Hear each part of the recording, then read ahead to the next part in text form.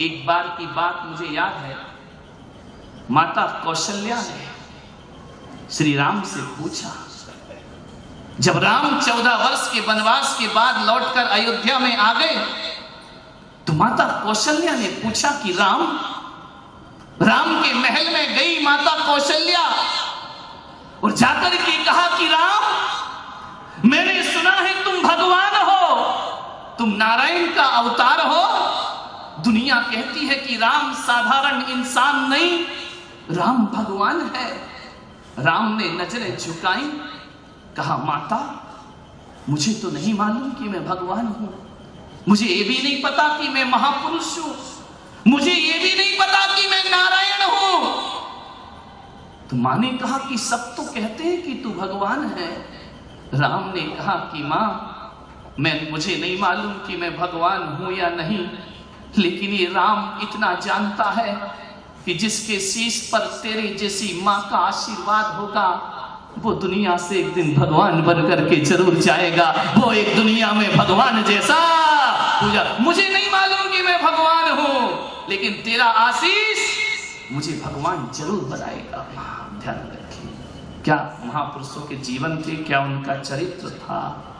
एक बार स्वामी विवेकानंद बड़ा प्रवचन कर रहे थे, मां पे बड़ा मार्मिक प्रवचन किया। किसी मन चले नौजवान ने स्वामी विवेकानंद से कहा कि आपने 1 घंटे जो मां पे प्रवचन किया है, आप मां को इतना महत्व क्यों देते हैं? अरे संसार में आए हैं तो मां तो मिलती ही मिलती है, अरे मां तो एक जानवर को भी मिल जाती है, इसमें मां की कौन सी बड़ी महिमा है? स्वामी विवेकानंद ने कहा, मेरे भारत का, मेरे हिंदुस्तान का आदमी मां पे प्रश्न करता है। उन्होंने कहा कि तुझे समझना है कि मां क्या होती है?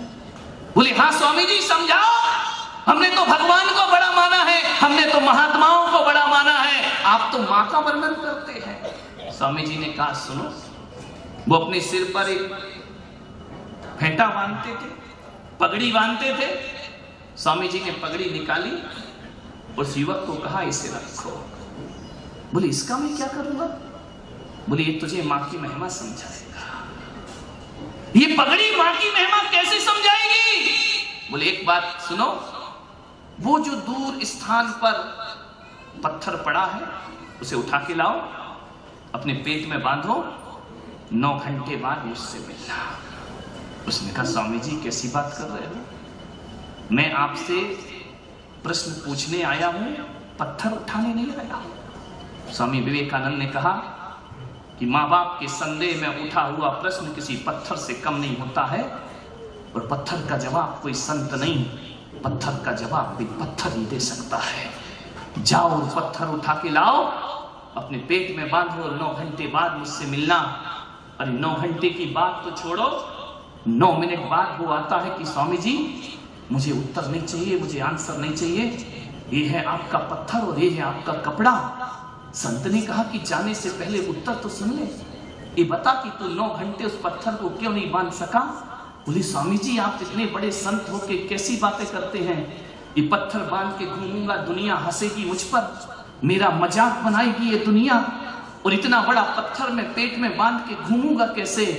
तो संत ने कहा उत्तर लेके जा, जब ये पत्थर बांध के घूमने में तुझे शर्म आती है तो याद कर जब तेरी मां तुझे पेट में रख के घूमी होगी तो उसे शर्म क्यों नहीं आई। और एक बात याद रखना, अरे तू 9 घंटे का पत्थर 9 मिनट नहीं बांध सकता, कैसी होगी वो मां जो 9 महीने तुझे गर्भ में लेकर के घूमती रही।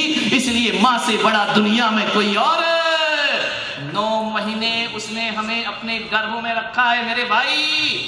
उस मां की महिमा को समझने का प्रयास, ध्यान रखना, पिता में भी वो ताकत नहीं होती जो ताकत मां में हुआ करती है।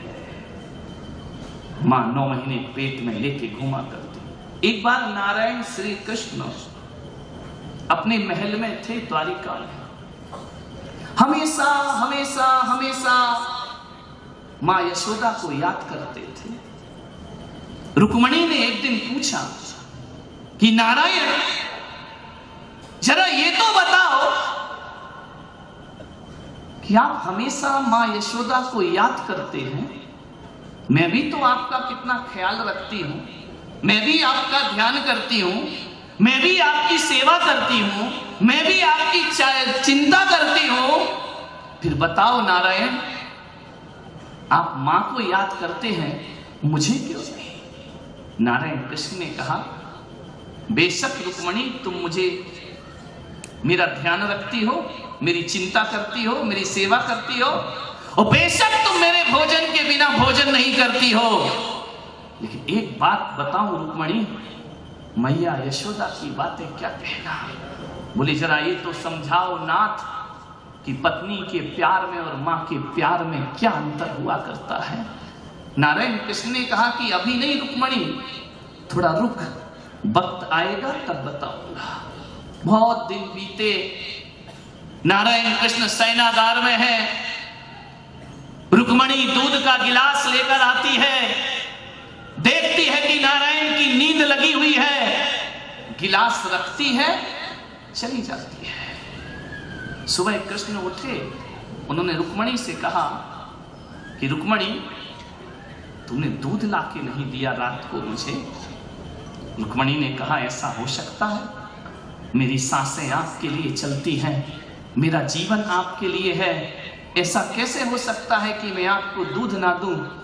तो बोले तुमने दिया नहीं? बोले नारायण अभी भी आपके सिराने दूध का गिलास रखा है, फिर तुमने बोला क्यों नहीं? बोले मैंने देखा कि आप गहरी नींद में हैं, तो नींद से जगाना मैंने उचित नहीं समझा, इसलिए गिलास रख के मैं चली गई। नारायण ने रुक्मणी का हाथ पकड़ा और कहा कि रुक्मणी एक दिन तुमने पूछा था कि मां के प्यार और पत्नी के प्यार में क्या अंतर होता है। बेशक पत्नी प्यार करती है, मैं विरोध नहीं कर रहा हूं, लेकिन रुक्मणी एक बात ध्यान रखो, दूध का गिलास तुम भी लाई और दूध का गिलास मैया यशोदा भी लाती थी, लेकिन दोनों में अंतर तो गिलास लाने का कोई अंतर नहीं है। दोनों में यदि कोई अंतर है तो बस इतना अंतर है कि पत्नी गिलास रख के चली जाती है और मां सारी रात गिलास लेकर बैठी रहती है कि जब तक मेरा कन्हैया नहीं उठेगा तब तक मैं जाऊंगी, मैं सोऊंगी नहीं। ये अंतर है मां के प्यार और पत्नी के। पत्नी गिलास रख के चली जाती है और मां इंतजार करती है कि जब तक कान्हा दूध नहीं पी लेगा यशोदा सोने वाली नहीं। ये अंतर होता है। पत्नियां मुझे क्षमा करना, नहीं तो तुम लोग नाराज हो जाओ मुझसे। ध्यान रखिए, मानने वाले विचार करना। एक बात याद रखना, पत्नी चुनाव से मिल जाएगी, दोस्त चुनाव से मिल जाएंगे, गुरु चुनाव से मिल जाएंगे, भगवान चुनने से मिल जाएगा।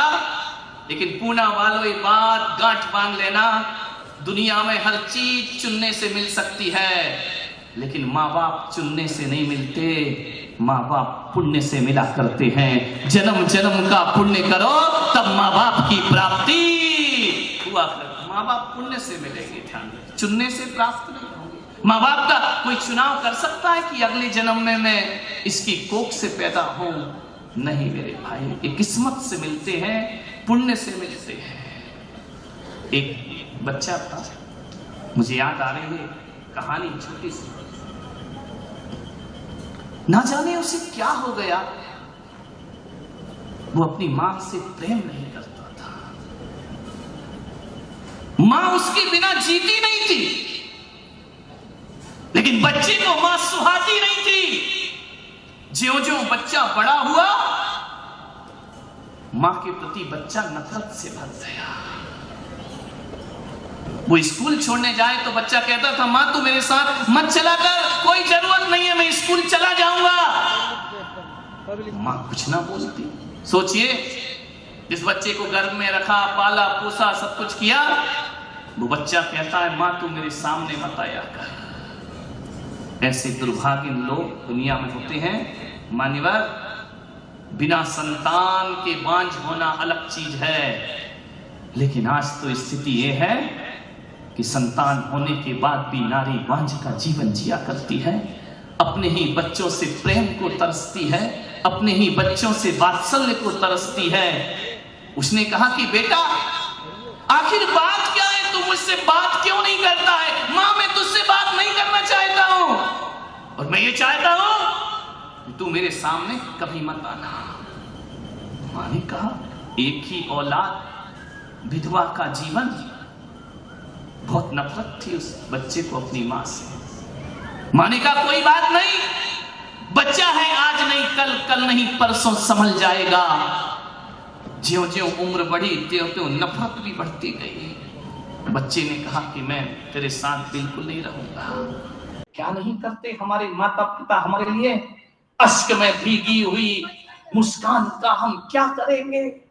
अश्क में भीगी हुई मुस्कान का हम क्या करेंगे?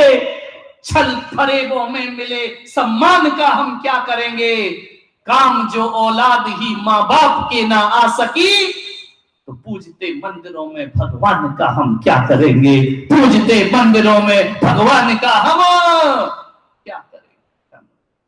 आज जो नौजवान बैठे हैं, पहला दिन है, सभा लेट हो सकती है, लेकिन फिर भी अपने विषय को समेटने का प्रयास कर रहा हूं। मान्यवर, मां पर तो इतना है कि मैं बोलते जाऊं।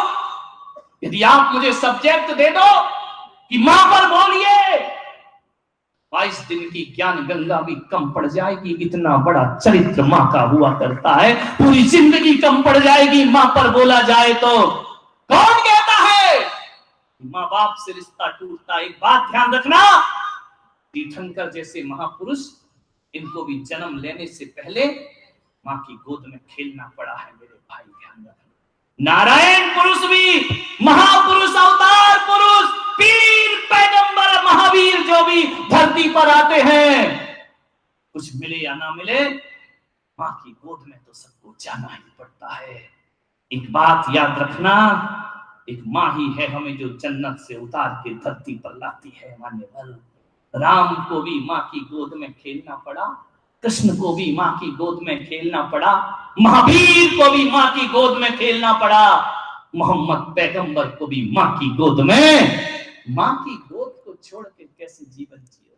लोग कहते हैं कि भगवान, जैन दर्शन कहता है कि जब तीर्थंकर मोक्ष जाते हैं तो सबसे नाता तोड़ लेते हैं, लेकिन मैं पुलक सागर ऐसा नहीं मानता। बात उल्टी है, बात कड़वी है, बात चुभेगी।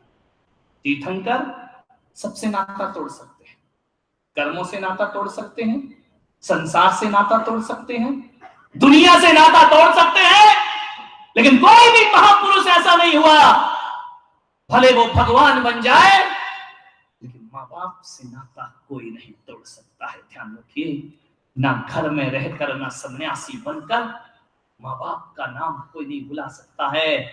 आज भगवान महावीर, भगवान पारसनाथ, राम, कृष्ण दुनिया से नाता तोड़कर चले गए, लेकिन आज भी दुनिया जब इन्हें याद करती है, ये दुनिया के भगवान क्यों ना बन जाएं, लेकिन आज भी दुनिया याद करती है तो त्रिशला नंदन वीर की और जय बोलो महावीर की। ध्यान रखिए, आज भी त्रिशला नंदन है वो, आज भी कौशल्या नंदन है वो, आज भी वो अश्वसेन के राज दुलारे बामा माता की आंखों के। माँ बाप हमारी पहचान है, हमारा इतिहास है। एक बात बताओ, जायज औलाद कौन है? जिसके माँ बाप का नाम हुआ करता है। और नाजायज औलाद कौन होती है? जिसके माता पिता का नाम, माता पिता ने हमें वंश दिया है, माता पिता ने हमें सम्मान दिया है।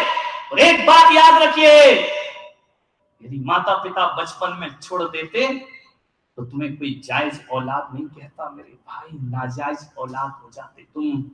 एक माँ बाप ने अपना चरित्र संभाला है जिंदगी भर, तब तुम आज इज्जत की जिंदगी जी पा रहे हो। ध्यान रखिए, माँ बाप ने अपने अरमानों का गला घोंटा है। ध्यान रखना, एक डॉक्टर बेटा, एक इंजीनियर बेटा, एक वकील, एक मजिस्ट्रेट, एक प्रधानमंत्री, एक संत, एक बात याद रखना, आज जो आदमी जहां भी है ना, ये मत सोचना कि अपनी मेहनत और पढ़ाई के दम पर है। अरे तुम डॉक्टर बाद में बने हो, तुम्हें डॉक्टर बनाने का सपना तुम्हारी माँ बाप ने पहले देखा था, ध्यान रखिए। वकील बनाने का सपना माँ बाप ने देखा था। एक नरोत्तम मिश्रा एक मंत्री है मध्य प्रदेश में, डबरा में वो रहते हैं, मुझे ले गए कि मैंने एक महालक्ष्मी का मंदिर बनाया है, संत जी आप उस मंदिर में चलेंगे? मैंने कहा चलो, मुझे क्या। गया, बहुत सुंदर लक्ष्मी नारायण का मंदिर बनाया है, लेकिन मंदिर के सामने उसने आदम कद की 2 मूर्तियां स्थापित की हैं। मंदिर के सामने उसके माता पिता की मूर्ति। मैंने नरोत्तम मिश्रा से कहा कि ये क्या है? उन्होंने कहा ये हमारे माता पिता है। मैंने कहा इनकी मूर्ति क्यों बनाई है? बोले आज मैं जो कुछ भी हूं अपने माँ बाप की बदौलत हो गया। हकीकत में कहूं तो दुनिया के लिए लक्ष्मी नारायण अंदर बैठे हैं, मेरे लक्ष्मी नारायण तो मेरे माँ बाप हुआ करते हैं, ध्यान रखिए। अरे कहीं भी दान लिखाओ ना, अपने नाम से दान मत लिखाना। असली औलाद हो तो माँ बाप के नाम से दान लिखाना चाहिए, ध्यान रखिए। कुछ भी करो, माँ बाप को बनाओ, माँ बाप को रखो हर जगह। एक बेटा पढ़ लिख के बाहर चला गया, बस अपनी बात समाप्त करता हूं। पढ़ लिख के बाहर गया बेटा, उसने एक बहुत बड़ा शोरूम खोला, उद्घाटन था उसका। उस बेटे ने अपने पिता को बुलाया कि पिताजी आओ, मेरे शोरूम का उद्घाटन होना है, आप आओ। पिता गया, शहर की बड़ी बड़ी हस्तियां उसके उद्घाटन में पहुंची, नामी ग्रामी लोग उद्घाटन में पहुंचे। बेटा, बाप भी वहीं खड़ा। बाप का सीना गर्व से फूल गया। उसने कहा मेरे बेटे ने मेरी मेहनत सार्थक। उसने बेटे से पूछा कार्यक्रम के बाद कि बच्चे ये तो बता, दुनिया में सबसे ज्यादा ताकतवर कौन है? उस बच्चे ने कहा पिताजी सबसे ज्यादा ताकतवर मैं हूं। मैंने देखो कितना बड़ा शोरूम बनाया है। पिता की नजरें झुक गई। ये बेटा कह रहा है मैंने तो ऐसे संस्कार नहीं दिए, ये कह रहा कि सबसे ताकतवर मैं हूं। बेटे, बाप ने कहा तो मैं चलूं? जाओ पिताजी। फिर लौट के आया बाप।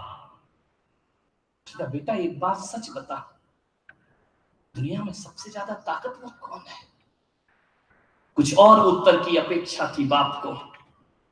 उसने कहा पिताजी सबसे ज्यादा ताकतवर मैं हूं। तू है, तुझे अहंकार आ गया? नहीं पिताजी, मैं बहुत ताकतवर हूं। बोले क्यों? बोले इसलिए कि मेरे ऊपर तुम्हारा आशीर्वाद है,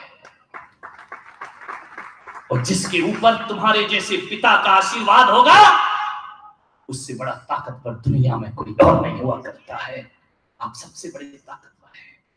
अरे पिता तो वो होता है, माता तो वो होती है कि घड़ा कितना भी बड़ा बन जाए, उसमें कितना भी गहरा पानी और शीतल पानी समा जाए, लेकिन ध्यान रखना उस घड़े के ऊपर एक ढक्कन रखा होता है।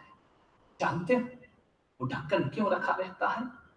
कि उस घड़े के अंदर कोई गंदगी ना चली जाए, उस घड़े के अंदर कोई कचरा ना चला जाए, उस घड़े के अंदर कोई बुरी चीज ना चली जाए। तो बेटा कितना भी बड़ा हो जाए, माँ बाप तो घड़े के ऊपर रखे हुए ढक्कन के समान होते हैं, जो अपने बच्चे के अंदर बुराइयों का प्रवेश नहीं कराने दिया करते हैं। और एक बात याद रखना, पनिहार इन घड़े को अपने सिर पर रखती है, लेकिन घड़े का भी समर्पण होता है, कोई छोटे से ढक्कन को अपने सिर पर रख करके घुमा करता है, ध्यान रखिए। और जब तक घड़े के सिर पर ढक्कन है तब तक पानी गंदा नहीं हो सकता, और जब तक माँ बाप हमारे पास हैं हमारा जीवन गंदा नहीं हो सकता। मेरे भाई, बड़ा पवित्र जीवन हमारा है। अनिवार्य जिसने तुम्हारी थाली में रोटियां रखी, आज उसकी थाली में रोटियां नहीं है। सोचिए, जिसने आंचल का दूध पिलाया, उसके लिए तुम्हारे घड़े में पानी पिलाने को एक गिलास पानी नहीं है। एक बात याद रखना, कितना भी तुम नाम कमाना, इज्जत कमाना, शोहरत कमाना, पुण्य कमाना, मां के आंसू यदि आ गए तो सारा पुण्य मां के आंसुओं में बह जाया करता है। ध्यान रखिए, एक बात स्मरण रखना, कुछ भी कर लो, कितना भी जिंदगी का ऊंचाइयों को प्राप्त कर लो, यदि माँ बाप की आंखों में आंसू हैं तो गोमटेश्वर बाहुबली भगवान का अभिषेक घड़ों से भी करके आ जाओ, मूर्ति तो अभिषेक स्वीकारेगी, लेकिन मेरे बाहुबली अभिषेक स्वीकारने वाले नहीं हुआ करते हैं। ध्यान रखो, क्या करते हैं अपने जीवन में, विचार करो। छोटी होती है तो भी पानी पिलाती है तुम्हें, जब तुम छोटे थे तब भी पानी पिलाया, बड़े हो गए तब भी कहते मम्मी पानी लाओ, शादी हो जाए मां पानी लेकर आ। एक बात तो बताओ मेरे नौजवानों, कभी मां के जीवन में भी ये दिन आएंगे कि वो कहे बेटा एक गिलास पानी लेकर आ, और वो कहे और तुम गिलास लेकर के दौड़ जाओ? क्या ऐसे दिन अपने माँ बाप को कभी नहीं दिखाओगे? बचपन में भी उसने कपड़े धोए और बड़े होकर भी उसने कपड़े धोए, कभी माँ की साड़ी धोने का प्रयास करो मेरे भाई। घर में आते हो ऐसा माहौल रहता है, ऐसे घरों को मैं जानता हूं जिन घरों में माँ बाप जार जार आंसू बहाया करते हैं। उसे कह दिया कि इसे वृद्धाश्रम में छोड़ दिया जाए, वृद्धाश्रम में चली गई वो मां। एक बात याद रखना, वृद्धाश्रम इस भारत का गर्व और गौरव नहीं हो सकता है, वृद्धाश्रम इस भारत के लिए बदनुमा दाग हुआ करता है, वृद्धाश्रम इस भारत के लिए कलंक हुआ करता है। और मैं तो ये कहता हूं कि लाल किला इस देश की शान हो सकता है, कुतुब मीनार इस देश की शान हो सकती है, एक बात याद रखना, ताजमहल इस देश की शान हो सकती है, अरे गौशाला इस देश की शान हो सकती है, लेकिन वृद्धाश्रम इस देश की शान कभी नहीं बन सकती है। ये तो कलंक हुआ करता है, औलाद के रहते हुए माँ बाप वृद्धाश्रम में जाए, इससे ज्यादा दुर्भाग्य इस देश का कोई दूसरा नहीं हो सकता है। वृद्धाश्रम की कल्पना मैं चाहता हूं, अरविंद जी यहाँ बैठे हुए हैं, उन्होंने मुझसे कहा महाराज मैं वृद्धाश्रम बनाना चाहता हूं। इनका अरविंद जी मैं वृद्धाश्रम मिटाना चाहता हूं। ध्यान रखिए, इस देश से वृद्धाश्रम बंद होना चाहिए, इस देश से ऐसे आश्रम बंद हो जहां औलाद के रहते माँ बाप को वहां जाकर के रहना पड़े। ध्यान रखिए, इससे बड़ा दुर्भाग्य क्या होगा हमारे देश का कि बच्चे बड़े बड़े महंगे फ्लैट में रहते हो, बच्चों बूढ़े वृद्धाश्रम में। मैंने भी एक वृद्धाश्रम पुष्पगिरी में चल रहा है, बनाया है, उसमें रहते हैं लोग, लेकिन मेरी कोशिश ये रहती है कि उसमें संख्या बढ़ना नहीं चाहिए, दिनों दिन घटना चाहिए। मान्यवर, जब वो वृद्धाश्रम मैंने बनाया था वात्सल्य धाम, 30 लोग थे शुरुआत में, आज वहां 8 लोग हैं, बस ध्यान रखिए।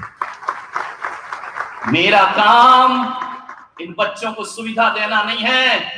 मेरे पास एक व्यक्ति आया, बोले मेरे माँ बाप को मैं आपके वृद्धाश्रम में रखना चाहता हूं। मैंने कहा शर्म आना चाहिए तुमको, कैसे कह रहे हो कि वृद्धाश्रम में रखना चाहता हूं? एक बात बताओ, आज बूढ़े माँ बाप को वृद्धाश्रम में रखते हो, अरे कल पैदा हुए थोड़ी अनाथ आश्रम में छोड़ आते तो आज एक संत से बात करने की औकात नहीं होती तुम्हारी। ध्यान रखिए, आज ऐसे समय पे गर्भपात का जमाना है, उसके बाद भी माँ बाप ने तुम्हें पाल पोस के रखा है। ध्यान रखिए, यदि ये माँ बाप बचपन में तुम्हें किसी वृद्धाश्रम आश्रम में छोड़ देते तो आज इज्जत की जिंदगी नहीं जी रहे होते तुम लोग।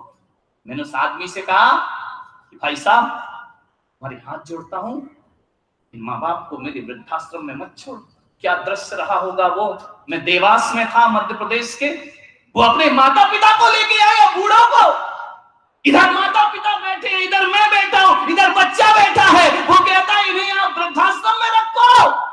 इनका शर्म आना चाहिए। मेरे भाई, मैंने इसलिए वृद्धाश्रम नहीं बनाए कि बूढ़े माँ बाप वहां रहें और तुम ऐशो आराम करते रहो। इनका क्षमा मांग मुझसे, और आज से एक नियम ले कि अब जब तक मेरे माँ बाप जीवित हैं मैं उन्हें बड़े सम्मान के साथ अपने घर में रखूं।